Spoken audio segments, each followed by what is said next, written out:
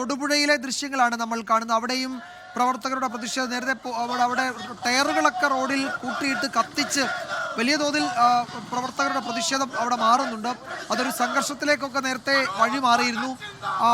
അവിടെ police സ്റ്റേഷനകത്തേക്ക്, Thodupuzha police സ്റ്റേഷനകത്തേക്ക് പ്രവർത്തകർ തള്ളിക്കയറുകയും ചെയ്തു. ലാൽകൃഷ്ണൻ തുടരുന്നുണ്ട്. ലാല്, പോലീസ് സ്റ്റേഷനകത്തേക്ക് കയറി പ്രവർത്തകർ അവിടെ കൊടി കെട്ടി ഇതാ പുറത്ത് റോഡിൽ ടയർ കൂട്ടിയിട്ട് കത്തിക്കുന്നു. വലിയ സംഘർഷത്തിലേക്ക് നീങ്ങുമോ? കൂടുതൽ പ്രവർത്തകരുണ്ടോ അവിടെ? എന്താണ് അവസ്ഥ? വിജയകുമാർ, ഓരോ മണിക്കൂർ പിന്നിടുമ്പോഴും തൊടുപുഴയിൽ കൂടുതൽ പ്രവർത്തകർ പ്രതിഷേധത്തിന്റെ ഭാഗമായി എത്തിക്കൊണ്ടിരിക്കുന്നുണ്ട്. നേരത്തെ ഡിവൈഎസ്പി ഓഫീസിനകത്തേക്ക് കിടന്ന പ്രവർത്തകരുടെ സംഘം പോലീസിനെ തള്ളി മാറ്റി പോലീസ് സ്റ്റേഷനകത്ത്, ഡിവൈഎസ്പി ഓഫീസിനകത്ത് യൂത്ത് കോൺഗ്രസിന്റെ കൊടി നാട്ടിയിരുന്നു. അതിനുശേഷം വീണ്ടും പ്രവർത്തകർ പുറത്തേക്ക് ഇറങ്ങി റോഡ് ഉപരോധിച്ചുകൊണ്ട് നിലവിൽ ടയർ കത്തിച്ച് റോഡ് പൂർണ്ണമായും ഉപരോധിക്കുന്ന സ്ഥിതിയിലേക്ക് കാര്യങ്ങൾ മാറിയിട്ടുണ്ട്. സമരത്തിന്റെ തീവ്രത മാറുന്നു എന്നുള്ളത് തന്നെയാണ് തൊടുപുഴയിൽ നിന്ന് നമുക്ക് ഈ നിമിഷവും പറയാൻ കഴിയുന്ന ഏറ്റവും പ്രധാനപ്പെട്ട കാര്യം. കാരണം കൂടുതൽ പ്രവർത്തകർ ഇങ്ങോട്ട് വന്നുകൊണ്ടിരിക്കുന്നുണ്ട്. യൂത്ത് കോൺഗ്രസ് പ്രവർത്തകർക്ക് പുറമെ കോൺഗ്രസിന്റെ പ്രവർത്തകർ അടക്കം എത്തിക്കൊണ്ടാണ് പ്രതിഷേധത്തിന് കൂടുതൽ ഊർജം പകർന്നുകൊണ്ടിരിക്കുന്നത്.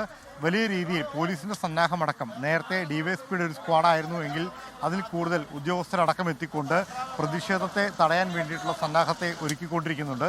അത് കൂടാതെ കോൺഗ്രസിന്റെയും യൂത്ത് കോൺഗ്രസിന്റെയും പ്രവർത്തകർ ഇവിടേക്ക് എത്തിക്കൊണ്ടിരിക്കുന്ന സ്ഥിതിയാണുള്ളത്.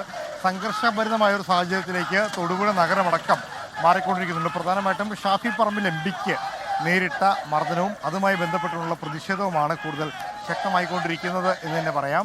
കഴിഞ്ഞ ദിവസങ്ങളിലടക്കം പ്രതിഷേധം ഇതിന് സമാനമായ രീതിയിലുള്ള പ്രതിഷേധം നടന്നിരുന്നുവെങ്കിൽ പോലും ഈ വിഷയത്തിൽ, പ്രത്യേകിച്ച് ശബരിമലയുമായി ബന്ധപ്പെട്ട വിഷയത്തിലടക്കമുള്ള പ്രതിഷേധം കൂടുതൽ ശക്തമാകുന്നതിനിടയിലാണ് യൂത്ത് കോൺഗ്രസ് ഇപ്പോൾ ഈ സമരം ഏറ്റെടുത്തുകൊണ്ട് കൂടുതൽ ശക്തമായ പ്രക്ഷോഭത്തിലേക്ക് മാറിക്കൊണ്ടിരിക്കുന്നത്.